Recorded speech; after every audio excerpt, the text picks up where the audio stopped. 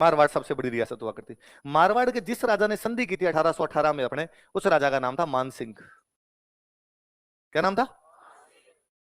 अच्छा, मानसिंह ने जब संधि की तो मानसिंह से अंग्रेजों ने पूछा कि भाई तू कहाँ का राजा है? तो उसने कहा भाई मारवाड़ का राजा हूं। तो तेरे पास कौन कौन से इलाके हैं, कितना क्षेत्र है तेरा, मैप दिखा भाई तेरा। तो उसने जब मैप दिखाया, तो उसने जो मारवाड़ का मैप दिखाया, तो उसने कहा भाई नागौर मेरे पास है, जोधपुर मेरे पास है, पाली मेरे पास है, बाड़मेर मेरे पास है, जालोर मेरे पास है, सिरोही मेरे पास है।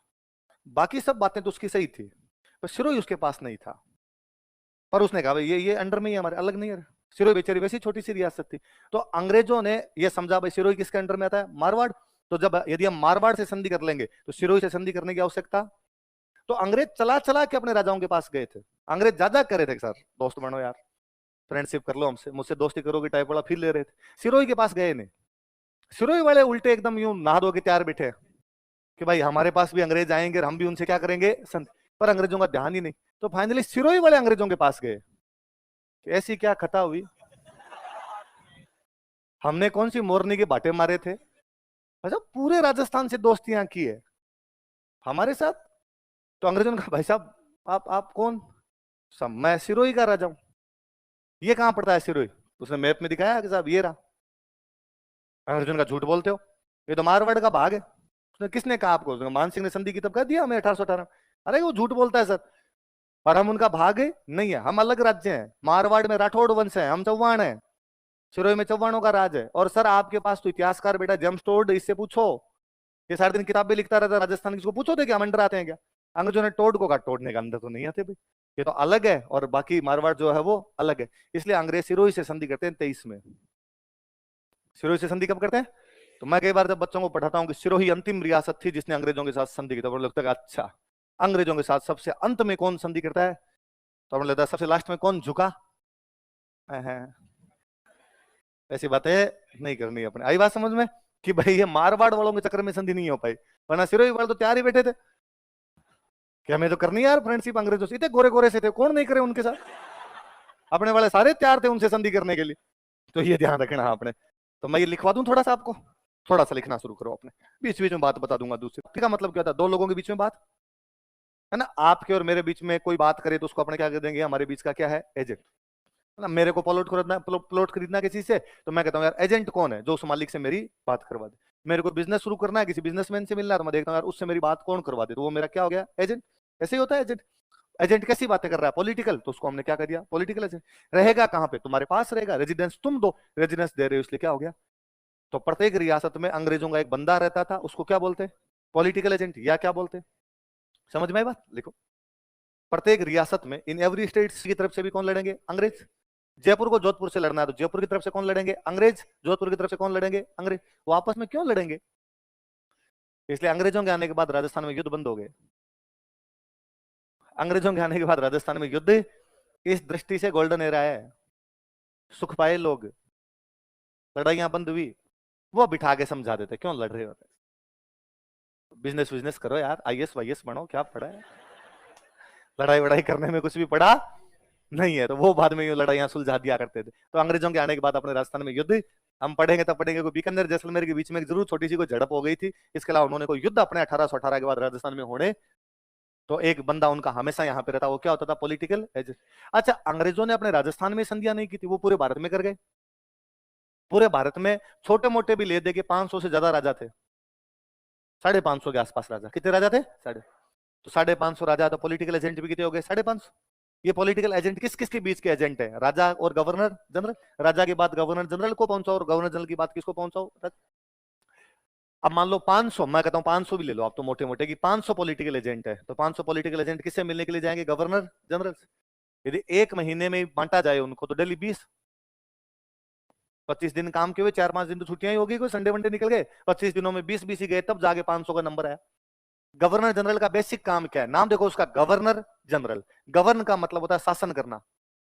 गवर्न का मतलब कहां शासन करना? उस भारत पर जो अंग्रेजों का है, ब्रिटिश इंडिया। तो उसका मूल काम तो क्या था? ब्रिटिश इंडिया पर शासन करना। ये तो उसको दे दिया बेचारे को, इधर भी तू देख ले। तो उसने कहा ये देखूं कैसे? मैं बंगाल संभालूं, बिहार संभालूं, सिक्किम देखूं, या साउथ इंडिया देखूं, पंजाब देखूं, या मैं पटियाला वाले से बात करूं? भोपाल वाले से बात करूं, जोधपुर वाले से बात करूं, कोटा वाले से बात करूं, हैदराबाद से बात करूं, त्रावणकोर से बात करूं, ये कब देखूं मैं काम? मतलब ये दिल्ली यूं 20-20 आदमी आएंगे तो अपने तो पार नहीं पड़े। तो बाद में कहा गया एक थोड़ा फिल्टर लगाते हैं बीच के अंदर, नाम एक जैसे हो रहे हैं यार तुम्हारे। फिर दूसरा, राजस्थान का रेजिडेंट रहता है कहाँ पे? दिल्ली। तो राजस्थान का रेजिडेंट तो राजस्थान में रहे ना। वापस वही समस्या तुमने कर दी कि इनको बातचीत करने के लिए कहाँ जाना पड़ता है? दिल्ली। तो 1832 में अंग्रेजों का एक गवर्नर जनरल हुआ करता, लॉर्ड विलियम बेंटिक। कौन का गवर्नर जनरल है? Lord William Bentinck. कब की बात है? वो अपने अजमेर आता है। वो कहां पर आता है? अजमेर में दरबार लगाता है, अजमेर में कोर्ट लगाता है, सारे राजाओं को बुलाता है कि लो भाई आओ। मैं खुद आया हुआ इस बार, तो देखो गवर्नर जनरल खुद ही आ गया, तुमसे बातचीत करते हैं, बताओ भाई क्या समस्या। सबने समस्या बताई कि साहब एक तो बातचीत करने के लिए दिल्ली जाना पड़े। फिर अंग्रेजों को लग ही रहा था कि यार ये भी रेजिडेंट, ये भी रेजिडेंट। तो कहा गया आज के बाद इसको रेजिडेंट फॉर राजपूताना नहीं कहेंगे। ये किसको बात करता है, किसे जाके बात करता है? Governor general. इसका मतलब किसका एजेंट है? गवर्नर जनरल का। तो ये गवर्नर जनरल का एजेंट है, तो आज के बाद इसको कहेंगे एजेंट टू गवर्नर जनरल। क्या कहेंगे इसको? Agent to governor. तो नाम पड़ा एजीजी। क्या नाम पड़ा? और आज के बाद ये दिल्ली नहीं रहेगा भाई, आज के बाद ये रहेगा अजमेर। कहां रहेगा? ऐसी घोषणा कब की गई? तो 1832 में अंग्रेजों का हेडक्वार्टर राजस्थान में कौन सा बन गया? अजमेर। पूरे राजस्थान के लिए क्या बना दिया गया? और ये जो पहला एजीजी बनाया गया आपने, इस बंदे का नाम था अब्राहम लोकेट। क्या नाम था इस बंदे का? तो अब्राहम लोकेट कौन था राजस्थान का पहला? क्या फुल फॉर्म होती है एजीजी की? एजेंट टू गवर्नर जनरल का एजेंट। वो है तो एजेंट ही, सीधा सीधा बात समझ में आ रही। अब इसका मतलब हर रियासत में तो कौन है? Political agent. पूरे राजस्थान का कौन है? एजीजी। और पूरे भारत का कौन है? सबसे ऊपर जीजी, फिर एजीजी, फिर कौन हो गया? याद आ जाएगी बात। आज कहां पे रहेगा एजीजी? आज राजस्थान में गर्मी पड़े भयंकर वाली, अपने तापमान गर्मियों में 55 डिग्री चला जाता है। ढंके भले गोरे की भाफड़ बढ़ गई बेचारे की। तो उनको लगा यार भाफड़ समझते हो ना, वरना मैं कई बार बोल देता हूँ भाफड़ बढ़ गई, स्टूडेंट को लगता है ये क्या बाढ़ दी है ना, भाफड़ मतलब आई बुरो है ना।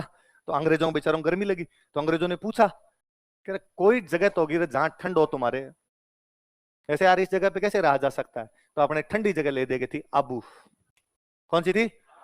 तो उनका वहां चलो रे मरने दो इस अजमेर को। तो 1845 के अंदर एजीजी अपना हेडक्वार्टर कहां पे ले गया? अब हालांकि कहा यह था कि थोड़े दिन रहेंगे अजमेर और थोड़े दिन कहां रहेंगे, अब मुख्यालय कहां भेज दिया गया। अब दिक्कत दूसरी आई, अब एजीजी अजमेर रहना बंद ही हो गया। अब एजीजी ज्यादातर टाइम कहां पर रहता था? पर भाई मुख्यालय हमेशा बीच में होना चाहिए ना। अजमेर तो बीच में, आबू तो साइड में पड़ा है। आबू से आगे तो गुजरात शुरू हो जाता है, राजस्थान खत्म हो जाता है। तो हिसाब से तो आप अजमेर में रहो, अजमेर बीच में। अजमेर राजस्थान का हृदय है।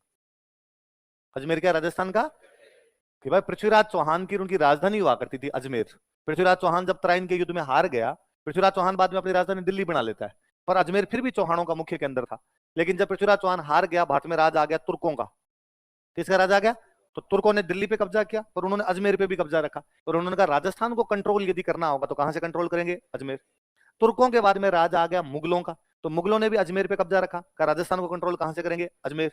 मुगलों के बाद आगे मराठे, तो मराठों ने भी अजमेर पे कब्जा करा कि राजस्थान को कंट्रोल कहां से करेंगे? अजमेर। मराठों के बाद कौन आगे? अंग्रेज, तो अंग्रेजों ने भी राजस्थान को कंट्रोल कहां से किया? अजमेर से। इसलिए अजमेर राजस्थान का हृदय है, हार्ट ऑफ राजस्थान है। ये नहीं कि कोई अजमेर के अंदर धमनियां और सिराएं बहती है। आपको लगता है रक्त परिसंचरण तंत्र उधर से ही कहीं होता हो, ब्लड सर्कुलेशन होता हो वहां पे, इसलिए हृदय है। वहां से पूरा राजस्थान कंट्रोल किया जाता था। और अजमेर राजस्थान में मिला था 1956। अजमेर को राजस्थान में कब मिलाया गया? 1956। यदि पहले मिला देते तो राजधानी अजमेर होती, अपनी राजधानी जयपुर नहीं होती। और ये तो 56 में भी अजमेर वालों ने तो कहा था कि जयपुर किस बात की राजधानी है? राजधानी हम है। 1000 साल से जब राजस्थान हमसे कंट्रोल होता था, अब भी राजस्थान को राजधानी बनाई जाए। लेकिन बाद में लोगों ने कहा कि अब रहने दो, अब जयपुर है तो है, अब रहने दो, अब जयपुर ही पड़े रहने दो। तब जाके जयपुर राजधानी बन पाई थी। और यदि शुरू में अजमेर शामिल हुआ होता तो राजधानी कौन सी होती? पर अब एजीजी अजमेर तो आ ही नहीं रहा। अब एजीजी कहां पर बैठा है? आबू।